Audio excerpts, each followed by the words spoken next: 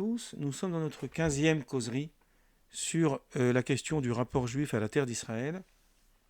Et après avoir longuement abordé la question des serments, qui est relative à la thèse, entre guillemets, de ce qu'on pourrait appeler, même si ce terme est un petit peu galvaudé, l'antisionisme religieux, c'est-à-dire les courants religieux se sont appuyés sur la réalité eschatologique de la théologie juive, qui consiste à dire que seul le Messie peut nous sortir de la galoute, de la diaspora.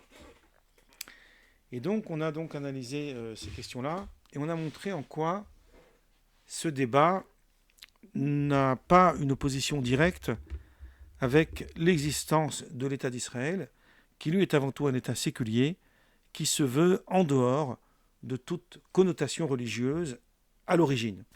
Parce qu'après, il y a une évolution, on en parlera un petit peu plus tard. Alors, la semaine dernière, on a montré quelle a été l'initiation, qu'est-ce qui a initié en fait le projet sioniste, et en gros, tel qu'on le voit dans le projet de Théodore Herzl, dans l'État des Juifs, c'est le rapport à la montée de l'antisémitisme du 19e siècle, après la sécularisation des Juifs en Europe, et plus particulièrement en France, avec l'affaire Dreyfus. Alors tout ça, c'est abordé la semaine dernière. On ne va pas y retourner maintenant, sinon pour dire qu'il y a ici une ambiguïté, une sorte de malentendu, et ce malentendu, qui est abondamment expliqué dans mon livre de la violence juive, il perdure encore aujourd'hui, puisque dans ce contexte, on s'aperçoit, on se rend compte que ce qu'on a appelé le juif dans l'histoire, alors même le terme de juif, qui est une traduction de l'hébreu Yehudi, est un terme plus ou moins tardif, puisqu'il est né à l'époque de l'exil de Babylone, où on avait plus ou moins arrêté de définir les juifs à partir des tribus, puisque Yehudi, qu'on traduit par juif, c'est en réalité celui qui est de la tribu de Yehuda. Donc Judas, c'est le fils de Jacob, parce que chaque fils de Jacob avait une tribu qui lui était spécifique, les 12 tribus d'Israël. Et qu'au moment où il y a eu la destruction du premier temple, on a regroupé en fait toutes les catégories de ce qu'on appelle les Bnei Israël, les enfants d'Israël, dans cette terminologie qu'on appelle Yehudi, qu'on a traduit ensuite par juif. Alors ici, je résume, parce qu'il y a plein d'éléments à ajouter, et donc c'est pas notre sujet maintenant de rentrer dans les nuances. La seule chose qu'il faut savoir d'un point de vue biblique, alors je ne fais pas ici une recherche de l'historico-critique, mais ce qu'il faut savoir d'un point de vue biblique, c'est qu'il y a eu 2 royaumes. Alors royaume, il faut mettre des guillemets, parce que c'est des toutes petites contrées. Il y a eu le royaume d'Israël, qui a eu une scission avec le royaume de Juda, et ça a donné une sorte de conflit qui a été assez terrible pendant longtemps entre ces deux groupes. Les rois d'Israël, principalement, étaient des rois idolâtres qui rejetaient Dieu et la Torah, tandis que les rois de Juda étaient beaucoup plus proches de Dieu et des prophètes. Donc il y a eu des conflits. Tout ça, c'est raconté dans le livre des rois de la Bible et dans le livre de Samuel. On ne va pas refaire l'histoire. Il se trouve en tout cas que quand on regarde les livres, alors là on est dans le mois d'Adar, donc c'est assez d'actualité pour le peuple juif, parce que le mois d'Adar, c'est le dernier mois de l'année. Selon le calendrier juif qui fonctionne, où les mois sont comptés différemment que les années, puisque le Rosh Hashanah, le nouvel an des années, c'est vers la période de septembre, c'est Rosh Hashanah, alors que le nouvel an des mois, c'est le premier Nissan. Et Nissan, c'est le mois où il y a la fête de Pessah, la sortie d'Égypte. Donc c'est le mois qui fait suite au mois d'Adar. Et là, aujourd'hui, on est au tout début du mois d'Adar. Donc, pourquoi je parle du mois d'Adar ? Parce que c'est au mois d'Adar qu'il y a eu l'histoire de Purim, avec la reine Esther. On fera une causerie certainement sur ce sujet. Ce sera une petite parenthèse. Et là, on voit que dans tout le livre d'Esther, même s'il y a d'autres passages dans la Bible où on trouve déjà cette appellation, il y a cette notion de Yehudim, les Juifs. On les appelle comme ça. Pendant tout le livre, il n'y a pas de mention, on ne les appelle pas les enfants d'Israël, on les appelle les Juifs. Alors, Mordechai, Mardoché, qui était qui était le chef des Juifs, on pourrait dire, on l'appelle Mordechai ha-Yehudi, Mardoché le Juif. Donc, ce terme-là de Juif renvoie à l'origine des Yehudim, qui étaient à la tribu de la tribu de Juda, mais qui finalement a défini l'ensemble du peuple d'Israël. Donc on a deux qualificatifs qui définissent Israël. Il y a Israël d'abord, et il y a Yehudi, le juif. Donc on peut dire que quelqu'un qui est juif, il est aussi un membre de la communauté d'Israël. Et ensuite, on définit qu'il est juif, même s'il n'est pas forcément de la tribu de Juda. Donc c'est des définitions qui sont claires. Donc dans l'histoire, on n'a pas défini, on n'a pas nommé une identité politique. Cette identité de juif est une identité purement religieuse, puisqu'elle est à l'origine de la fondation de ce peuple qu'on a appelé Israël. Or, il se trouve que quand on regarde la situation aujourd'hui, avec la géopolitique actuelle, en fait, quand je dis aujourd'hui, c'est pas au XXIe siècle, en 2025, hein, c'est même presque pendant tout le XXe siècle, on a cherché à définir comment pourrait-on appeler celui qui habite en cette terre qu'on appelait avant la terre de Palestine. Aujourd'hui, ça s'appelle la terre d'Israël, même si avant, ça s'appelait la terre d'Israël. Vous voyez, le problème des noms, c'est en réalité sujet à des conflits extrêmes. Parce que, justement, quand on dit quelque chose, qu'est-ce qu'on veut dire quand on emploie ce terme et qu'est-ce que celui qui entend veut entendre quand il entend ce terme. J'avais fait d'ailleurs une grande conférence sur le sujet à l'Institut catholique de Paris il y a pas mal d'années, où j'avais cité un texte édifiant de Maïmonide, dans le Guide des Égarés, qui parle de ce problème, de la confusion du langage et des conflits que cela peut créer. Donc c'est assez intéressant, hein. On ne va pas maintenant aborder la question du langage, mais c'est pour vous dire. Bon. Où je veux en venir ici, je n'ai pas l'air de faire des digressions, je veux en venir dans une chose qui est très précise, c'est que ce qu'on appelle aujourd'hui l'israélien, donc c'est un terme qui vient avec la création de l'État d'Israël, c'était une manière de sortir du dilemme, si vous voulez. L'israélien, ce n'est pas forcément le juif, il y a des Israéliens non juifs, et le juif n'est pas forcément israélien, puisqu'il y a des juifs qui sont pas israéliens, comme c'est mon cas par exemple, qui vivent en dehors d'Israël. Alors bien sûr, il y a la question de la loi du retour, qui est une question problématique, mais qui existe, qui fait que si par exemple je décide d'aller habiter en Israël, je recevrai automatiquement la nationalité israélienne, alors que, a priori, moi je suis français et je n'ai pas une double nationalité. Donc c'est pour vous donner un petit peu ces configurations sont assez complexes.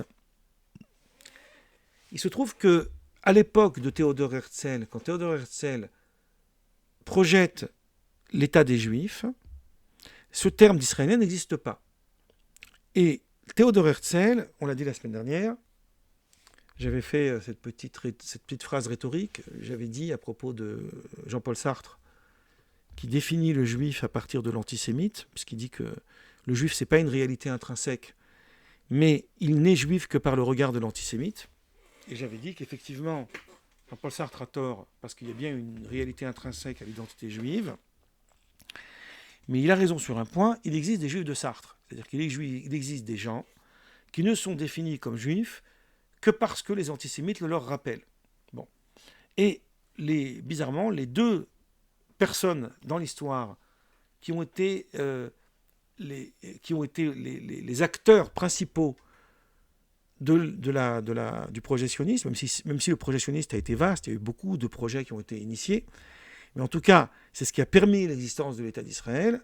C'est d'un côté Dreyfus, même si Dreyfus n'y est pour rien, il n'a rien à voir là-dedans, mais c'est parce qu'il a été victime d'une cabale antisémite que Théodore Herzl, qui lui aussi est un juif assimilé complètement, athée, il n'a pas de du tout de rapport à sa judéité dans le sens religieux du terme, va aborder le projet de l'État des Juifs. Et quand on lit son livre, ce que j'explique dans mon livre de la violence juive, on s'aperçoit que Théodore Herzl a défini le terme de juif. En fait, il déplace le signifiant, il déplace le prédicat juif en une identité nationale.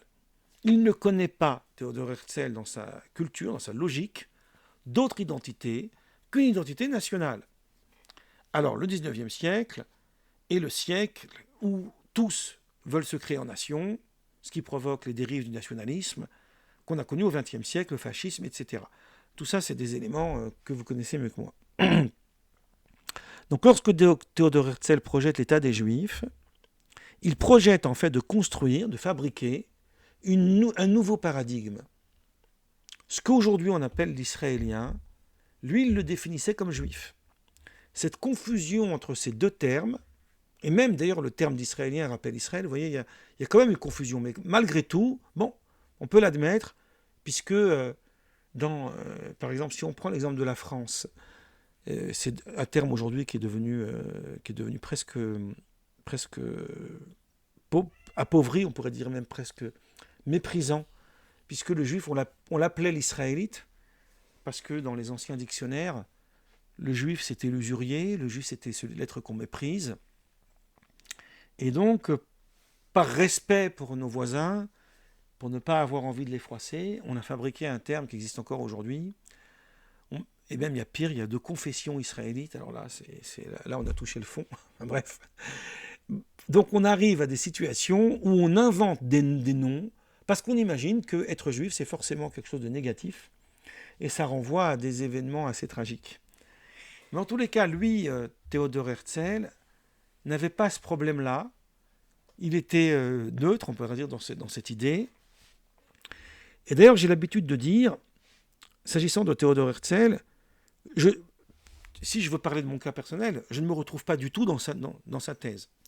Pour moi, mon identité juive n'a pas de rapport avec l'existence de l'État d'Israël. Même si je suis pour son existence, je comprends le lien que l'État d'Israël a avec le peuple juif. Je ne le définis pas ni comme le facteur identitaire du juif, ni comme un lien avec ma propre existence au sens de qui je suis. Mais je comprends que d'autres puissent y voir un lien, surtout quand on parle de la terre d'Israël. Mais il y a une chose que j'aime quand j'essaye de saisir la pensée de l'autre, c'est sa cohérence. Et il n'y a, de mon point de vue, aucune incohérence dans le projet d'Herzl. Son projet d'Herzl, c'est de définir une identité en dehors de toute structure religieuse. Il n'amalgame pas le religieux et le politique. Pour lui, l'État d'Israël est un État laïque. Et la laïcité de Théodore Herzl, elle est beaucoup plus affirmée que la laïcité à la française. C'est pour vous dire jusqu'où ça va. Pour Théodore Herzl, il le dit clairement dans son livre, les rabbins doivent être confinés dans les synagogues, les militaires dans leurs casernes, ils n'ont pas à s'immiscer dans les structures de l'État.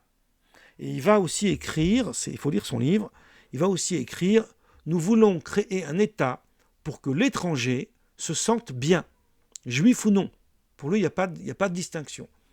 Alors son rapport au judaïsme, qu'il souhaite créer, devient un rapport culturel. Il faut bien qu'il y ait une culture, comme tous les peuples de la terre, comme toutes les nations.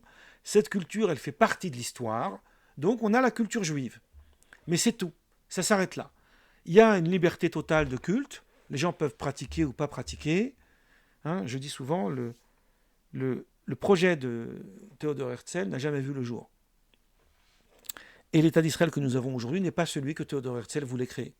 Donc ça, c'est très important de poser ces bases, même si par ailleurs, on peut critiquer Théodore Herzl sur sa vision nationaliste du sujet. Laissons ça de côté. Il y a en tous les cas dans son discours une grande cohérence. Alors, j'ajouterai quelque chose, mais j'en parlerai un peu plus tard, sur le rapport justement, comment définir le juif après la création de l'État d'Israël. Ça, c'est une question aussi qui est abordée dans mon livre de la violence juive, où j'aborde ce problème. Peut-être qu'on fera une séance là-dessus. Mais je dis, moi, personnellement, que Théodore Herzl avec toute l'estime que j'ai pour sa cohérence, même si je suis en désaccord presque total avec sa vision des choses, j'ai un profond respect pour sa cohérence.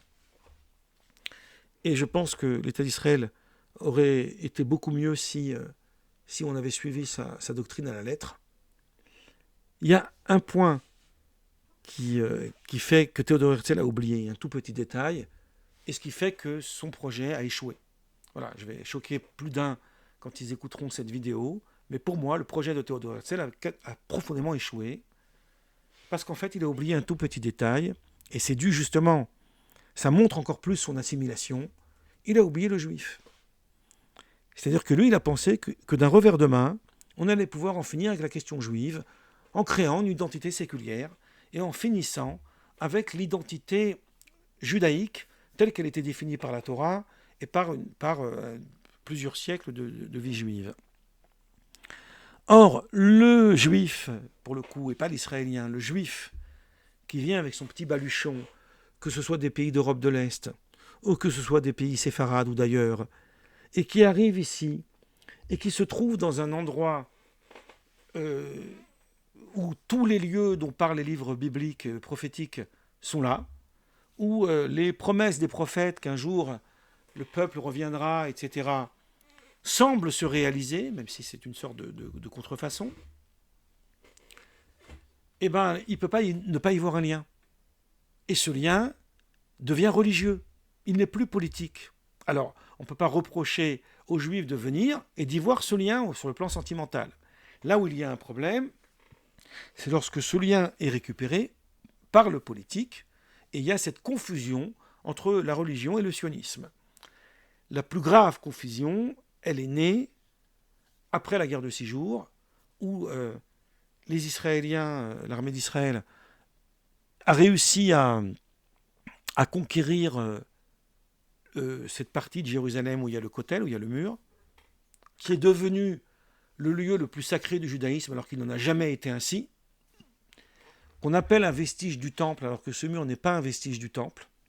On a fabriqué en fait une histoire romantique après coup, et là, on a considéré qu'effectivement se réalisait la promesse des prophètes du retour à Sion, et on en est arrivé aujourd'hui à des dérives des extrémistes juifs qui, au nom de la Torah, veulent reconstruire le troisième temple et chasser les Arabes et les minorités de cette terre. Alors, bien sûr, pas tous les Israéliens pensent comme ça. Heureusement qu'il y a des politiciens, il y a d'autres courants politiques, d'autres points de vue. Mais le rapport entre le judaïsme et l'État d'Israël, non pas la terre d'Israël, mais l'État d'Israël, devient un rapport intrinsèque qu'on ne peut plus dissocier. Et même en France, on tombe dans ce piège lorsque on amalgame des critiques de l'État d'Israël avec de l'antisémitisme. Alors je ne dis pas qu'il ne peut pas exister un discours antisioniste qui serait en réalité antisémite, mais qui se cacherait derrière ce rideau. Effectivement, ça existe. Mais dans ces cas-là, il faut prouver à chaque fois que le discours est bien antisémite et qu'il n'est pas antisioniste. Donc une loi qui amalgame les deux crée une confusion et rend impossible la liberté d'expression sur le sujet, alors qu'il y a évidemment des choses critiquables. Et ce n'est pas être anti-israélien ou antisioniste que de le dire, au contraire, c'est parce qu'on défend une autre réalité dans cette configuration. Donc on comprend de ce que je viens de dire, et maintenant on va pouvoir commencer, même si on arrive bientôt à la fin de notre causerie d'aujourd'hui, on comprend de ce que je viens de dire qu'il n'y a pas en réalité de lien entre le sionisme et le judaïsme. Et donc le judaïsme au sens religieux du terme, entre la Torah et le sionisme. Que le retour de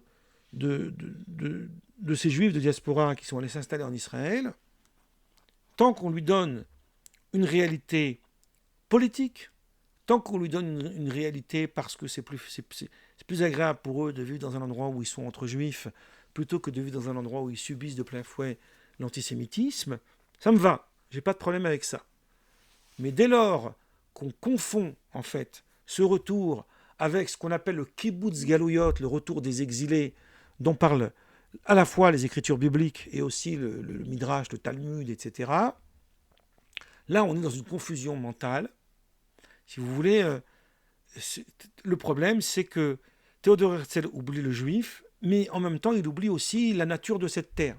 Hein, vous savez qu'il y avait un projet, j'en avais parlé il y a quelque temps, de faire cet état des juifs en Ouganda. Il y a eu même un projet qui a existé, mais qui n'a pas vraiment de sens. Hein, au fin fond de la Russie, il y avait là-bas un état juif.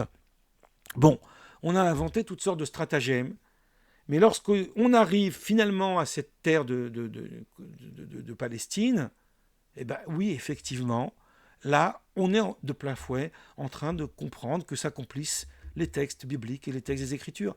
Donc on est en train d'amalgamer, de confondre ces deux éléments. Donc voilà pourquoi l'orthodoxie juive ne pouvait pas composer avec la réalité sioniste.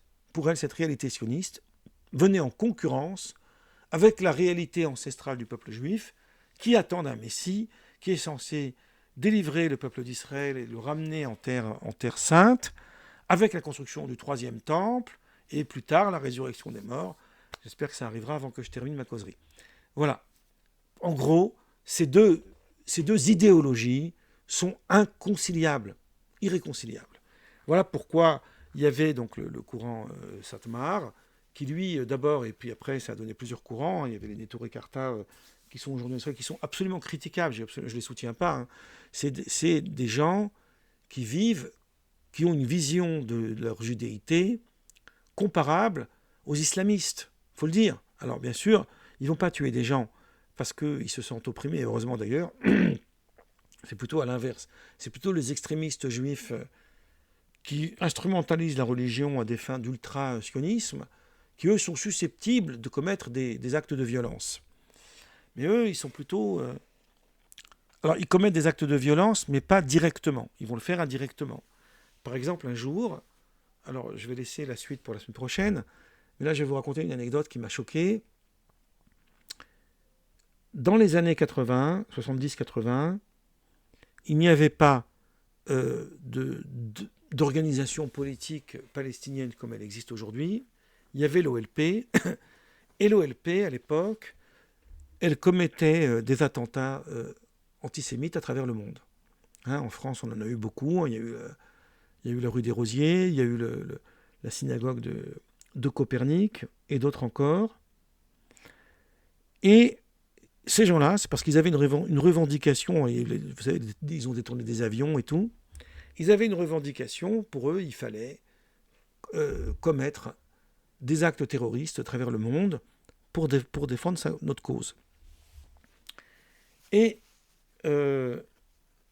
les Satmar américains, moi je les ai connus parce que j'ai vécu 1 an aux États-Unis, qui eux étaient radicalement antisionistes. Ils allaient, c'est vrai encore aujourd'hui, ils allaient avec des drapeaux palestiniens faire des manifestations qui en réalité c'était plutôt des manifestations anti-juives. Mais eux, ils allaient dire, nous, on est les vrais juifs et eux, c'est les faux juifs. Et on pourrait parler des heures de ça pour montrer un peu les délires. Alors, déjà, on va poser, parce que je suis quand même un petit peu connaisseur du sujet, que cette attitude, elle n'a rien à voir avec les théoriciens de l'antisionisme religieux. Eux, ces gens-là, n'ont jamais dit qu'il fallait faire ça. Ils ont au contraire considéré que le sionisme était aussi dangereux pour les juifs que les États arabes qui veulent détruire Israël. Donc ils étaient pas, leur projet n'avait rien à voir avec un soutien des Palestiniens. Même si de mon côté, je pense qu'il faut soutenir la cause palestinienne. Donc vous voyez, je ne rentre pas dans leur magouille, on pourrait dire ça comme ça. Ils sont cohérents dans leur pensée, mais eux, ils instrumentalisent en fait cet antisionisme religieux pour faire valoir que eux, ce sont d'autres catégories de juifs. Et il y en a un jour qui m'a raconté, et je vais finir avec ça, il m'a raconté une chose assez très terrible. Il m'a dit, nous, on va les voir, on milite avec eux pour les aider à comprendre que quand ils vont faire des attentats dans les synagogues, ils s'en prennent pas aux sionistes, mais ils s'en prennent aux juifs. Et que le mieux, ça serait de s'en prendre aux sionistes directement. Là, on est dans une confusion mentale gravissime. Et donc, non, je ne peux pas adhérer à ce genre de théorie. Mais si on va à l'origine, on comprend que le rejet du sionisme à l'époque, il était initié justement par le fait que ça contrevenait à leur croyance messianique. Voilà, je vais m'arrêter là pour aujourd'hui.